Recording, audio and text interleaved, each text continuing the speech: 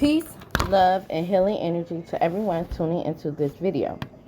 Before we get into learning the meanings of the cards, I do want to talk about some things first, which will help with learning the cards later. The next few videos will discuss some history of tarot, how to cleanse and care for your cards, how to prepare for a reading, spreads, and the elements as they relate to the cards.